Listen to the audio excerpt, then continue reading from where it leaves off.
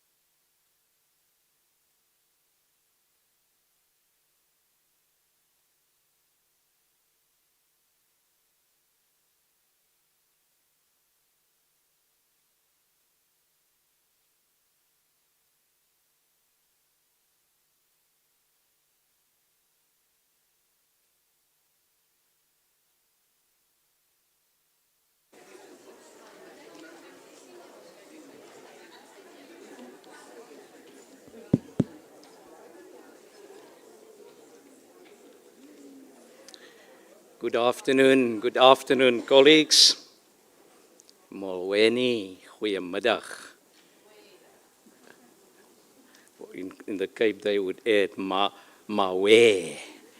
So, colleagues, it's great to welcome you. It's our first staff meeting, staff assembly for 2023, and very welcome. We specifically also welcome colleagues who join us via streaming on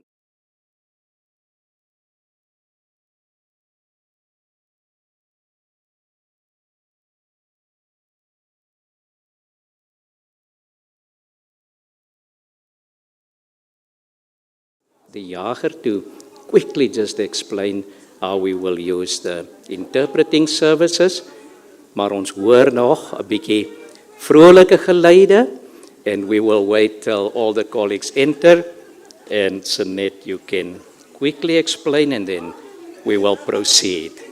Very welcome, colleagues. I think the rector can note there is joy amongst the staff. There's energy. We speak and talk and discuss. Ons gee net kans dat almal inkom.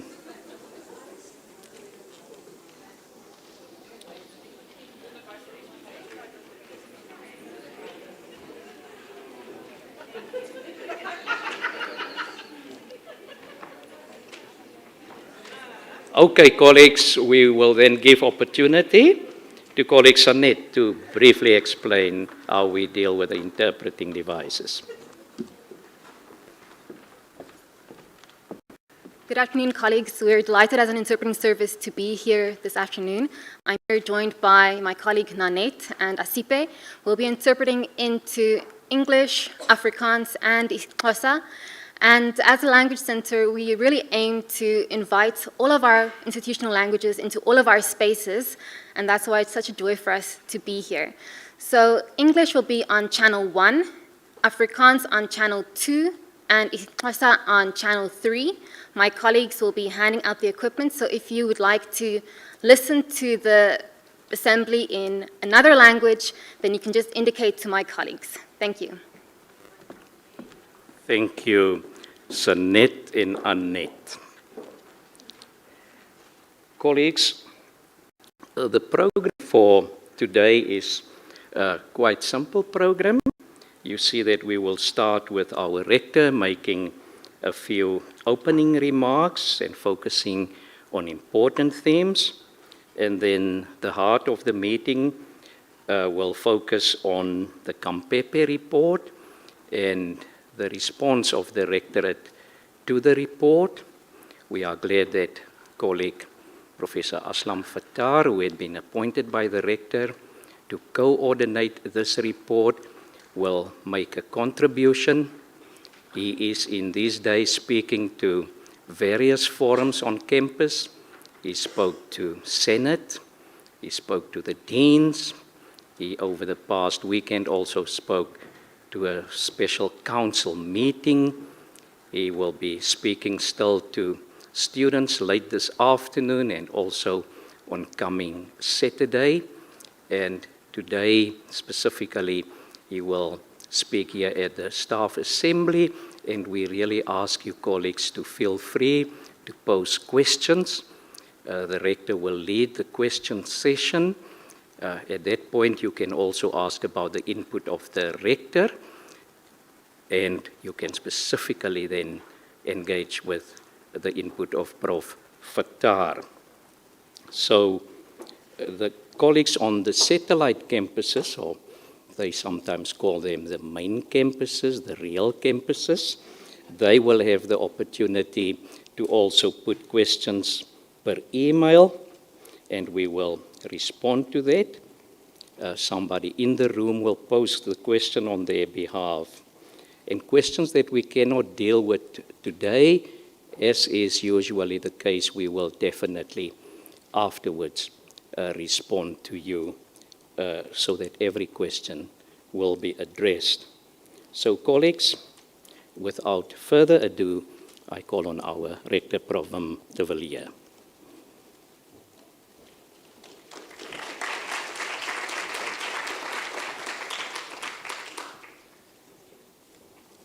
Thank you very much, Prof. Nico, and welcome to you all. The first staff assembly of 2023. We're already in March 2023, hard to believe. So, as Prof. Nico noted, today's meeting will focus predominantly on the implementation of the Khampepe Report. But before I hand over to Professor Fattar, who will facilitate this process, I just want to briefly touch on two things. One is Stellenbosch University's Code 2040, and the second is the focal points of our game changers and their cross-cutting themes for 2023 as they encompass the continuation of a strategic framework from 2019 to 2024.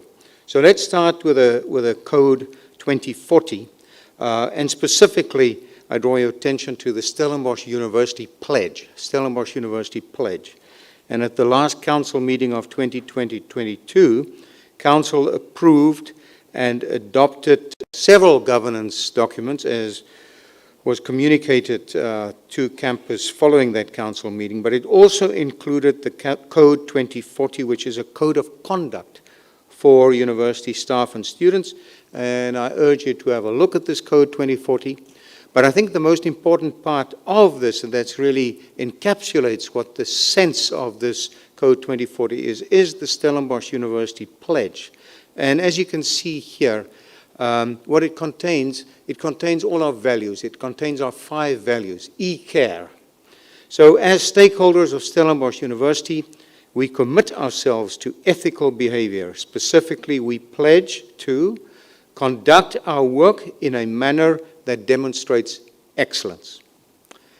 Always treat our stakeholders equitably and with respect and compassion, and be accountable for the execution and consequences of all our actions.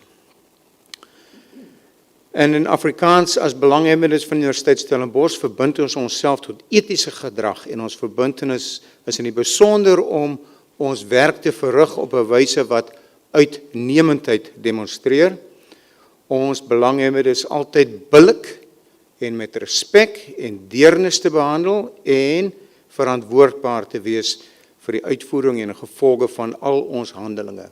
So, our values are all foundational, all-encompassing values. E-care, excellence, compassion, accountability, respect, and equity.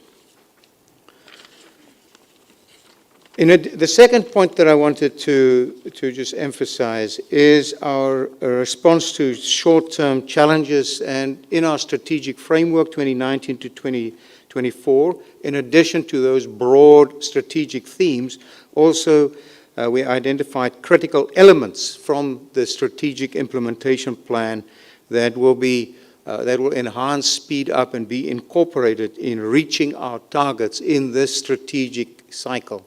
So the strategic framework is until 2024, so time is of the essence, so there's a sense of urgency about this. And you see the 4 listed here: academic renewal, and that includes programs, undergraduate, postgraduate assessment, hybrid learning.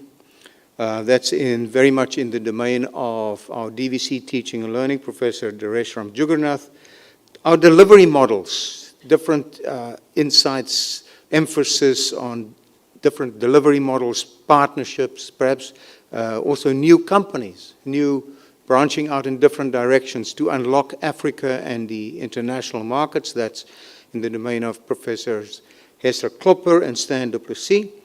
Comprehensive transformation as a significant part of key performance assessment, and that's Professor Koopman is driving that, and then our different look at, as we've already done over the last number of years with our schools for data science and computational thinking, as well as our school for climate studies, in different models of also embedded research strategy, and that will be really spearheaded by Professor Moyo. And the focal points for the cross-cutting themes, as you can see here on this slide, and the implementation of these cross-cutting themes is also certainly a top priority, but I want to urge this, and you saw that on the previous slide, and that is together with implementation of the recommendations from the Khampepe Report, as you will see what we suggest in the way going forward over the next 2 years. And I again want to stress the fact that transformation of our university is an institutional priority. And as you saw on that slide, we've included this important matter to our list of institutional game changers going forward. We are truly committed to addressing the matters raised in the report, and we want to ensure that we approach the implementation of the recommendations of the Khampepe Commission in an inclusive and consultative fashion. And that's also why we're addressing you at this staff assembly and making this the focus of this staff assembly. And as Prof Nico already said, we've already engaged with numerous of our transformational structures to gain their inputs. We've had discussions with the deans, with Senate, the Institutional Forum, the Institutional Planning Forum, various faculties and departments, as well as mentioned council over the last few days. So I am going to hand you over to Prof Nico and Prof Aslam to share with you the proposals on the table for your further input and enrichment. But before that, I do want to provide you with some good cheer, at least. It's only Wednesday, but there is some good cheer. It's not that Marty's won only on Monday and Varsity Cup. In Potchefstroom, it's always nice to do that.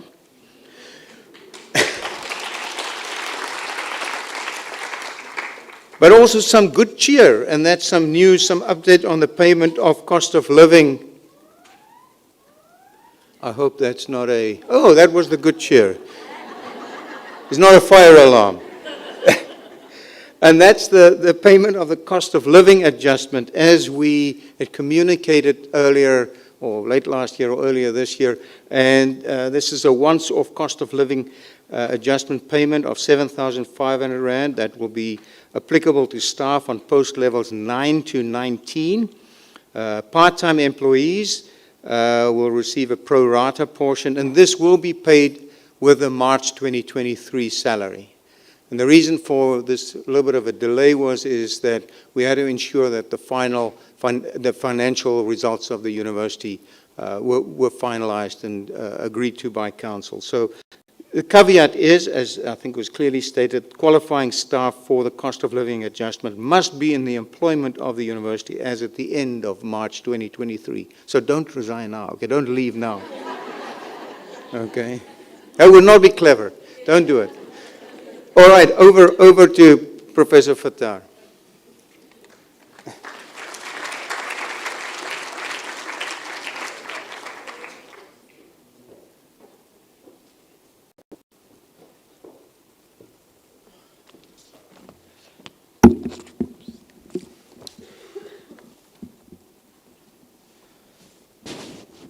Colleagues, good afternoon. I personally experienced this as a very solemn and yet very productive moment. The last month or two, we've been working flat out in designing and consulting about this particular process, and now we are doing it. And so now one begins to feel, on behalf of the university and the rectorate, and now one's beginning to feel some of the intricacies involved in it. But it's always very important to establish first principles, and that is dialogue and consultation with you about the Khampepe Report, as well as the proposed process that we are currently engaging in. So I'm looking forward to critical dialogue, constructive dialogue, and robust ones.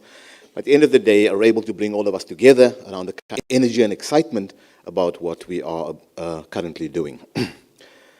Colleagues, watch the presentation for a particular logic. Sure, these lights in my eyes. The logic is the following. The Khampepe Report is delivered at the end of October 2022. The university receives the Khampepe Report, processes it, has a fundamental acceptance, a modest acceptance, deep acceptance of the analysis, the findings and the recommendations and the spirit of the report. A deep understanding and an acceptance of the critique embedded in the report. So the question is, how do you then process and respond to these findings? We could easily have chosen a kind of a committee process that would have gone off into a corner and have produced a couple of implementational proposals over 2 or 3 months, and then feed that back to the university for implementation. The converse was chosen, and that was a process that balances 2 or 3 things. On the one hand, it is this deep, wide-ranging, systematic consultation with all the responsibility centers, all the various sites and the university. Across the 2 years of the duration of this process, about, in this case, the first case, consulting about the process at the point of proceeding. Second one, in terms of the next phase of consultation and dialogue, will be to hear your proposals to the report and your responses to the report and proposals for implementation. The third one, in a phased way, as the process proceeds, is to interact with the proposals as they are being formulated and presented, so that those who are formulating and presenting those proposals can hear, can learn, can backtrack, can incorporate into the development of those proposals process, so that it's always in conversation with the campus community, right? So that will be the consultative process. That is, I think, is going to be an extremely important dimension. It is going to be a complex dimension. Sites will be consulted, symposia and workshops will be held about particular proposals and so on and so forth. So that's the first dimension. The second dimension is that there will be a generative proposal implementational development process by work groups that will be identified. These work groups are called work streams. They are called work streams for a very important reason, because they link to the work streams that were organized by the COVID response, the ICBC process, the Institutional Committee for Business Continuity, which emphasized urgency, to expedite, and to kind of align to the pressures of running an institution under COVID. So we're taking that logic and we're inserting it into this process, which is a different process with different processes and outcomes, but we're signaling the urgency and the immediacy of our particular approach. So allow me, watch that logic as it proceeds. And the final logic is that we're setting up a structure to process these proposals and to implement them over the next 2 years. So watch that logic in the way I present what I'm presenting now. Where's the slides, colleagues? Slides always, so far, has defeated me in this process. Yeah.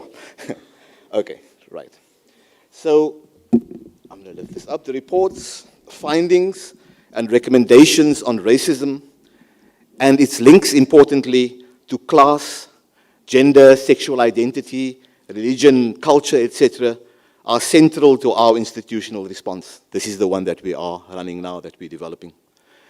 So our response is based, out of that, on the constitutional values of non-racism, equity, respect, and dignity. So at the ethical level, we are giving life to our Constitution. Yet our approach is, as I've explained, open and invitational. There will be a way that anyone could communicate at any one time, but there's also a way for us to set up a set of interaction processes. We are inviting your critical perspectives and opinions. We're creating structures to get that opinions, because we feel that all voices must be heard. Why? Point that Professor Nico makes, is that we want to generate a sense of co-ownership of the response process and of the institution itself. No, that is the real issue. The real issue is, can we generate an inclusive co-ownership, ethical, sort of inclusive process that we all feel at home and welcome in this institution? Importantly, the response is based on implementation. We will develop concrete implementable proposals to make the university welcoming and inclusive. And we seek, importantly, why are we transforming? A very important philosophical principle here. And why are we transforming? Because we want to unlock the university's societal improvement role, this university's public good role, the kind of role that we are playing already via our transformation, our social impact, and our research, and our teaching and learning work, and so on. But we believe that we need to further unlock that. Transformation internally helps us to unlock that with respect to our university's Vision 2040's future-focused, African-centered identity and the kind of values that Professor Wim was just outlining before me.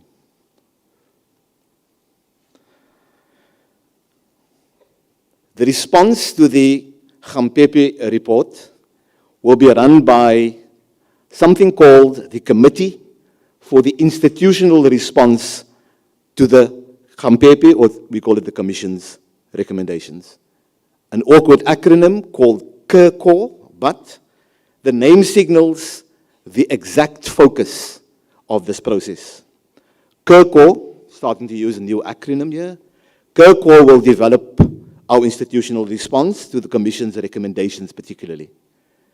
KERCOR is the institution's core business, or we're hoping to insert it as the institution's core business.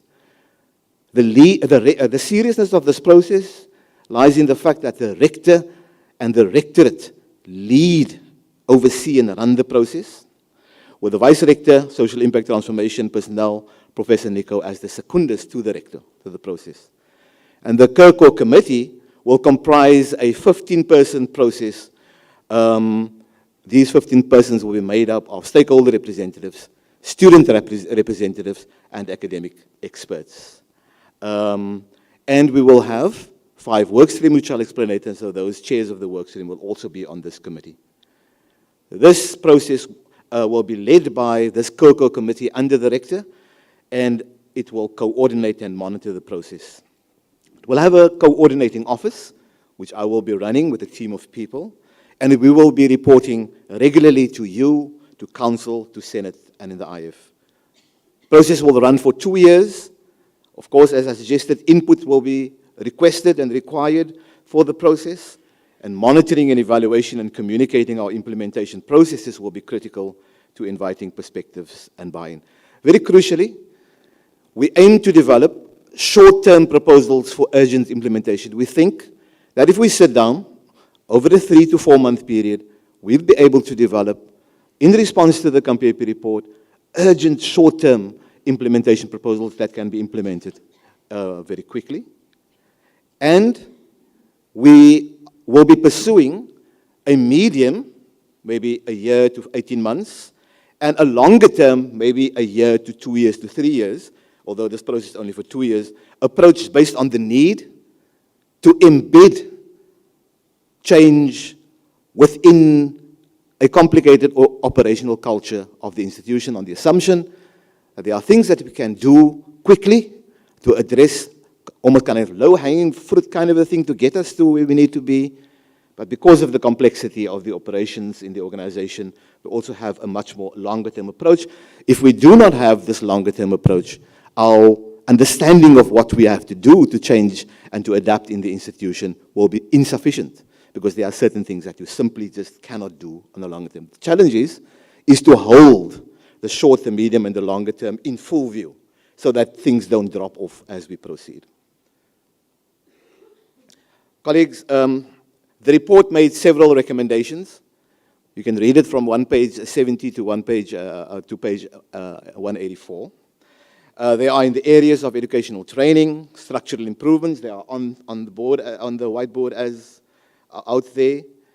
But we decided to divide all the recommendations into 5 work streams for specific implementational priority. It is our reading that you cannot treat these recommendations in a uniform way as a blob. Some of these require specific ways of responding, and other kinds of ways of responding. So better it is to distinguish among them, on the assumption, though, that all of these things in some or other way are interrelated. And at some point the process would have to hold all of these things integratedly together, while the work would initially proceed on the basis of these distinctions. So it's distinction and integration would run in the logic. So, do I move the slide on?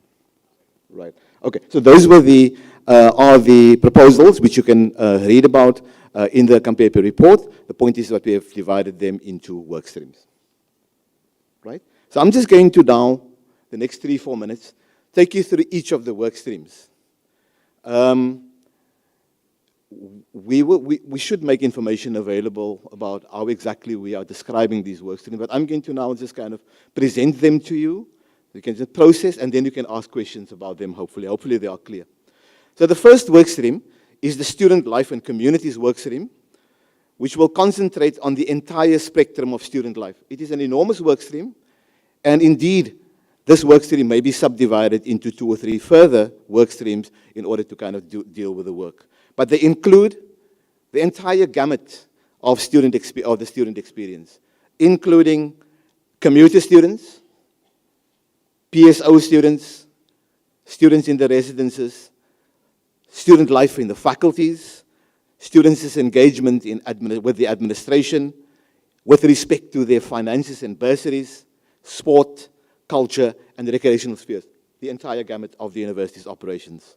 The workstream will develop proposals to align the practices of all university environments responsible for facilitating the inclusive student experiences at the university. When I read my notes this morning, I realized that what is encompassed here are what is called C1, C2, and C3 environments. So when one reads out the gamut of experiences that students make, we must know that these experiences are facilitated by, organized by, and provided by all the responsibility centers in the university. So therefore, if it's unstated, it is implicit. We have to make it more implicit in the next version of these notes, that we have to work across the university's staff operations, because it's the staff operations that's central to making these student experiences what they are. And the staff themselves experience the welcoming and the inclusion and the exclusionary environment to the extent that they are, according to the Khampepe Report, in particular ways, and therefore they also have to be fundamentally a part of the address via this process. The second work stream focuses on the recommendations to introduce a compulsory core curriculum offering. The Khampepe Report says in the first year. So the work will concentrate on the idea of intentionally teaching all our students the constitutional values of human rights, non-racialism, dignity, and respect. This is the intentional, obvious curriculum teaching and learning dimension of being at a university. What do we teach our students with respect to non-racialism, with respect to developing an inclusionary attitudes towards and among each other? The third work stream will focus on a very complex one, but it sits at the heart of everything, and that is what people are calling currently the institutional culture of the university. This is crucial to the work of our committee. This committee will feed, obviously, into all the other work streams, and so will other committees feed back and forth as well. This is the work stream where we will understand, where we will engage, where we will practically implement to mitigate, to overturn the university's exclusionary traditions and everyday operations at the personal, the cultural, and the structural levels, or put it in a different way, the macro, the meso, and the micro levels. The deep personal dimensions where institutional culture play themselves out, the microaggressions among operations, and in between staff and particular environments become the fulcrum focus of this particular work stream. Training becomes important, obviously, as a result of the way we begin to move into institutional culture forward. The final, fourth work stream is a very important work stream because it centers the public role and purpose of the university, and that is the university as a scientific and as a knowledge and as a research institution. That is, in a democratic society, the public purposes of the university. That is why universities exist. So this work stream will focus on questions of race and human categorization, the university's legacy with respect to race, and the invention of new categories, categories that critique past use of racial categories, inventing new categories in order to inform how we speak to each other in the teaching and learning environment, how we do research, how we do research ethics and so on. It harkens back obviously to the 2019 race article, but it is so much more in the sense that it puts us into the productive realm of finally understanding how to call each other and by what categories we ought to call each other, and to do our academic work in respect of those categories. The final work stream is probably a very important one, where everything culminates in a sense, and that is in the matrix organization of the university, its structures, streamlining of those structures, its policies and its regulations. As the work gets done in the other work streams, it lands in this particular work stream, and therefore this work stream will do the kind of strategic alignment in the organization to align it also fundamentally with the values that the rector mentioned, as well as the values, the overriding values of transformation at this university. So just in organogram terms, hopefully this captures what we're doing. So that's the rector committee process, which is the core process. We will have a coordinating office. We will have the work streams. We will have substantive dialogue and campus-wide participation into the process. We will have consultation with, for example, all those role players in and around the region and the town that could be engaged for the university to reach its objectives as a university located in a particular town where particular people have particular experiences that may or may not facilitate a good student experience overall. So the conversation there is with the town. The conversation there is with players in the municipality, for example, in the business community, who will be able to help us make that experience a worthy one in this town. And then, of course, the interaction will happen. And then most importantly, or very importantly, it will report to the rectorate for implementation. And then just finally, so there would be the 5 work streams. All the work streams would then do their work, and as they do their work, they feed into the last work stream where the implementation of structures of the university are engaged and facilitated, and they will then lead to implementation. So there's a connection between the process and implementation, and these work streams will obviously also engage with each other. Thank you very much for your patience, colleagues. A little bit long, but I thought I'd give that presentation to elicit comment from your side, rich comment from your side. Thank you very much, Nico.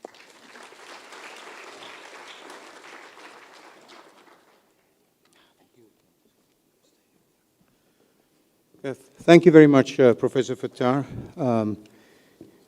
Thank you for that presentation. And I think that's what's very clear here is that I must say, I speak for myself, but I also speak for the rector, that I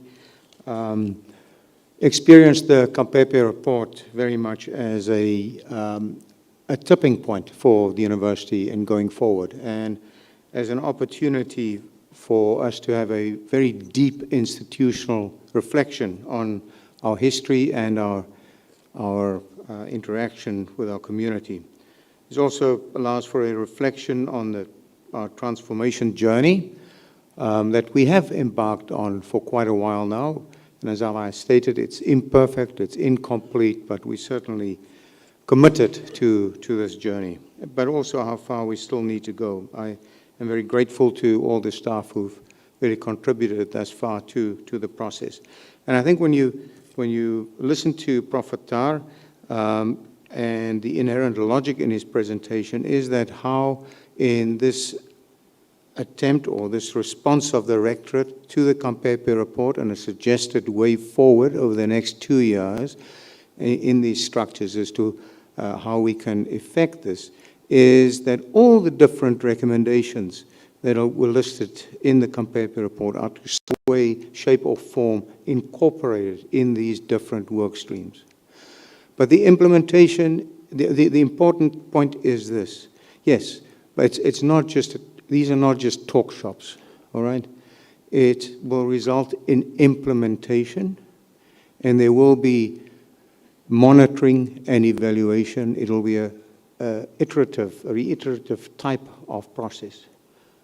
And we need to be also honest with each other. It won't be perfect, right? We will make mistakes.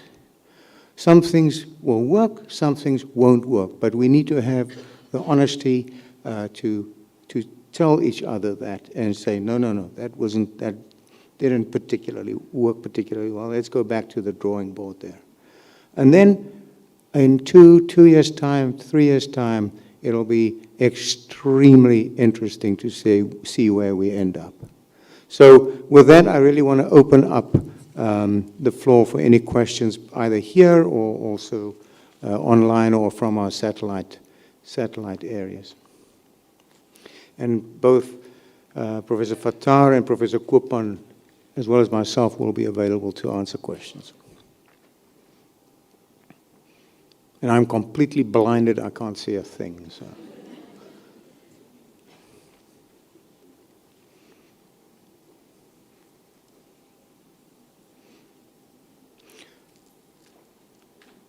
And we can, of course, we're always available for offline discussions and suggestions. And already, as we've gone through the different processes, feedbacks that we've received from the Institutional Planning Forum, from the deans, from the various faculties and departments, from the IF, and the students who are also involved in the Senate discussions in the IF, as well as Council this past weekend. I think we've already incorporated, or you've already incorporated that in what was presented. So there's a question there from Professor Pumla. If you can just get the mic there, Professor Pumla.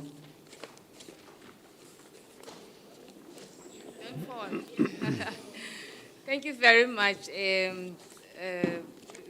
Rector, Professor de Villiers, and thank you especially to our colleague, Professor Fattar. This is really so encouraging, just to listen to you and the careful work you have done to initiate this process, and the fact that the entire rectorate is here to support this process. It's such an important and encouraging moment for us as staff at this university, particularly as staff of color at this university, to see the real commitment that there's an office dedicated to engage with this process, and with you as the person leading it is really just so inspiring. So thank you for that.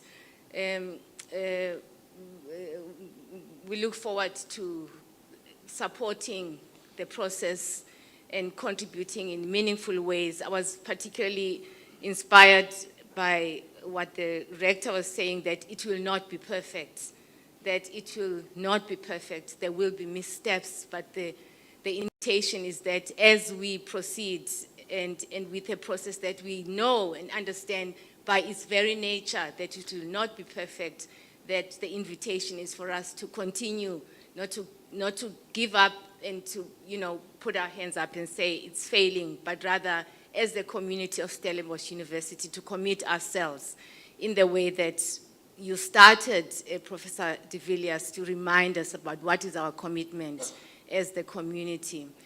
My question, Aslam, I'm interested in understanding one of the work streams has to do with this core curriculum for first years. I wonder if you might spend just a bit of time just explaining what is the vision for that. I asked the question specifically because there has been examples of this done elsewhere. And so I'm also curious to know whether you're drawing any lessons from those examples in terms of what actually happened with those examples. So if you could share with us some of that, please. Thank you. Yes, thank you very much. So many of the responses, especially from the Dean's Forum, asked questions around that. It sort of made sense that it came from that direction. The Khampepe Report suggests that we make available to each and every student via their programs a compulsory first-year module that will train us in how to understand and live the Constitution, if I can be a little bit rhetorical. The comments that we've received have generally welcomed the spirit and necessity of that proposal. It has asked very interesting and constructive questions about the delivery, firstly. Secondly, whether only some lecturers will be involved in that and exonerate the rest of the staff of the university. Thirdly, whether this module will be expected to carry the burden of programs and every other module will be left. So there's a question about how it integrates. Fourthly, how a module such as this links to and makes sense vis-a-vis the disciplinary and interdisciplinary dimensions of programs. Fifthly, whether this is a kind of a tick box process of we've done that and we've taken care of it. Amount point 7, what's the philosophical logic of it? What is the content logic of it? Where exactly in the various programs this kind of module should be located, whether it should be first year, second or third, whether it shouldn't be infused as opposed to standalone across the programs, how we are going to learn from our peers, nationally, locally, and internationally, and also from your experience at Free State University, the experience of Andre Keert at Fort Hare, and many other universities, and very importantly, that similar kinds of modules are to be found spread across the faculties of this university, right? And therefore, and also the co-curriculum, what is it called? The co-humanities model that I teach on, Nico, that is shared humanities curriculum. Yeah, I teach on this and I struggle with the name. So, all of those questions become the deliberative content for this work stream. They have to deliver on the spirit of the proposal, not necessarily the shape in which the proposal was made, I think, because the moment you ask broader questions, then all of these things have to be answered yet. But that we will answer those questions and come up with a set of implementation proposals is not to be, will be done. So in that sense, I'm sort of somewhat vague because I obviously have ideas in my head. I teach a module like this, but you know, I can't also be prescriptive. The work stream will have to do the work and then bring it back to the various faculties, particularly, and the community to hear their input. Thanks. Yeah, thank you very much, Aslam, and thank you very much for those words of encouragement. I think I can just my read on that was, if I can, my 2 cents worth is what I absolutely did not want this shared humanities model to become is a life orientation tick box exercise like in high school. That is not what we want. All right, okay. Good afternoon, colleagues. It's here. Right. Okay. It's not a question, but a comment. For us to be successful in transforming this university, we're going to have to do the most difficultest thing. It needs to come from within. The most difficult thing to do as a human being is to refrain from the them and the they. Referring to a specific color. Once we start looking beyond the they and the us, we're gonna make it happen and work. So if a person of a certain color make a mistake, you look beyond that color. I'm not saying you should be colorblind, because if you're colorblind, then you've got a problem. Think of it as a human being that made a mistake and then talk about the mistake and fix it. It's very difficult, I know, but if we want to be successful, we need to start thinking of the us.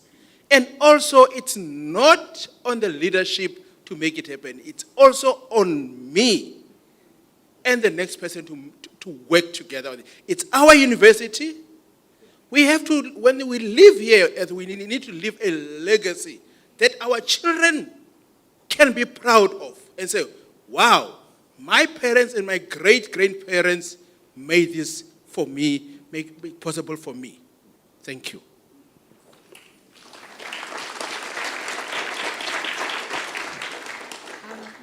Thank you. I think that's very inspiring. It's that sense of co-ownership. That's what I referred to at the beginning, which is our Stellenbosch University pledge, which includes all these different values, and it's a constitutional value and principle also of non-racialism. So thank you very much for that. Right, hi. One of the questions I had, and it also touches on what the gentleman has said, it's the question of the they and the them. So when it comes to transformation, a lot of the time, we speak of inclusivity, but a part of it is sometimes it creates a they and them because some people feel as though they are not included in that inclusivity, because if we are including others, perhaps we now have to be moved out of this space. And I wanted to find out a bit more about how do you balance that? I don't know if I'm making sense. Another question I had was about reflection, self-reflection of staff.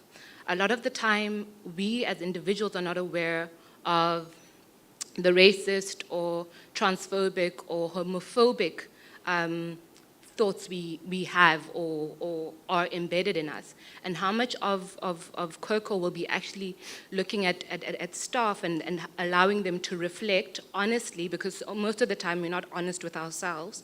I know with Rustenburg Girls what they had done was they had surveys and questionnaires that they ran, and that's how people were able to identify the racist or homophobic or notions, etc., that exist within them. What are we going to be doing with staff? So students will have that module. What will we be doing with staff for their personal transformation?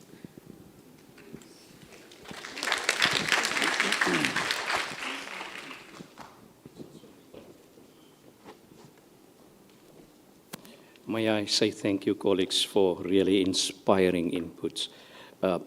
Just 2 or 3 remarks. I think I hear the language of we must really do transformation not only from the head, not only with the hands, hard work, but really from the heart. I hear people speaking from the heart, each contributor till now. And then I hear we must do it together. Colleagues, if you read that report, not only the recommendations, but if you read Khampepe, the judge is appealing to us. You share fears, she says, but she's also talking about so many convergences, things that we agree upon. Read it and be inspired by it. The question of, do we move to, if you say more inclusivity, do you imply unavoidably some exclusivity? I think there's as a university especially, we deal with complexity. And one mode of complexity is paradoxality. And we know a paradox is an apparent, but not a real contradiction. And an example of such a paradox is you can become more inclusive without creating new exclusions. This is the type of transformation that we would like to see at our institution and in our society, that nobody must sit here, no matter what your identity category is. And let me say it straight, white male, even white Afrikaans male. Stellenbosch cannot do a type of transformation which communicate to, for instance, that category of persons, you will henceforth be excluded. We want an inclusive transformation. We want to live with this healthy, liberating paradoxality. No inclusion that creates new exclusions. And then I think the notion that you referred to, colleague, of that we look at racism, sexism, homophobia, misogyny, all types of both conscious and especially subconscious forms of discrimination. That's on the agenda. And the specific work stream for institutional culture will have the job to help us look at breaking down. When you change your institutional culture, you say, let's break down both conscious and especially subconscious prejudices and biases. Let's break down the structures that we had developed on basis of that prejudices. Let's look at the power that makes us embody prejudices, but also let's look at the especially subconscious worldviews with which we function and which license this discriminatory, dehumanizing, and really humiliating prejudices that hide in different ways in us. And lastly, as especially womanist and feminist thinkers help us, they say, don't normalize these abnormal pains with which we live. And I think definitely that the institutional culture work stream will have to help the institution with that one. Thank you very much, Prof. Nico. I would disappoint my rectorate if I didn't make some other gastroenterological remark, some physician type of, but as you know, so I'm maybe a little bit more practical in the essence, and I think what's also referred to here is, and I'll give the backdrop to this. So yesterday at our council strategy session, we had an excellent presentation by the Vice-Chancellor of Coventry University, and I was struck by two things. He said that 66% of the budget of Coventry University devoted to people, to the human capital. And second point was the significant investment in organizational development. Organizational development. So to speak to the point specifically of staff, I think that was also a pertinent recommendation from Khampepe, is training and development of staff dealing with all of these issues, and not just once off, also in an iterative training fashion. So I believe this will be a strong focus also of what we're going to look at over the next 2 years or so. Thank you.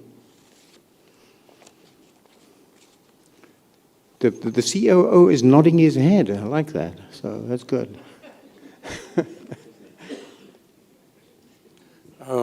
Thanks, Mr. Rector. I'm very hopeful that Prof Attar is on the helm of this whole process. I'm very confident that he will do a good job. My question is, who is the go-to committee or department if you have an issue of discrimination or racism? Is it the Equality Unit? Is it the Transformation Office? Is it HR? I'm just struggling to, who is the go-to committee? Thanks. Chair, I think the question of colleague Wade gives us the opportunity just to give more clarification, additional clarification. We will have the normal structures of the university continuing over the next 2 years. But in addition to that, we have the core structures with the central committee and the work streams. But you will still have the Transformation Office, the Equality Unit, the HR divisions who will continue with their work. And these 2-year structures will inform the work of the permanent structures, even might make recommendations on how these permanent structures might be changed. So you will still go with the normal structures, Chair. And just the one on the staff, what we're working hard on is that the training for staff regarding the building of transformation competencies will become part of the 25% transformation KPA of staff. So the judge has made that also clear in her report, recommending to us that to put it in my words, if you're an employer, you can expect that persons who work with you should advance crucial values of your institution.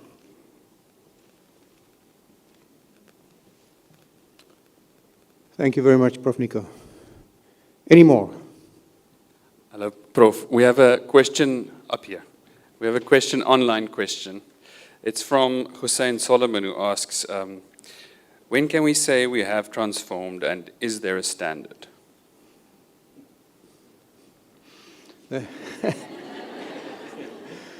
So it's interesting. This is also certainly a question that came up in the past 2 days' discussion at Council and also at the Institutional Planning Forum. The fact of the matter, colleagues, is universities are institutions for the ages. The transformation process is never done. It's always a process in evolution. So we can never be satisfied. Hubris is a very dangerous thing, and we need to always keep our eye on the ball. Thank you. And with that endeth the lesson, and I really want to thank you all for attending, for engaging, and please engage offline as well. And I believe we have, for those who are here, we have the food outside. So enjoy. Thank you.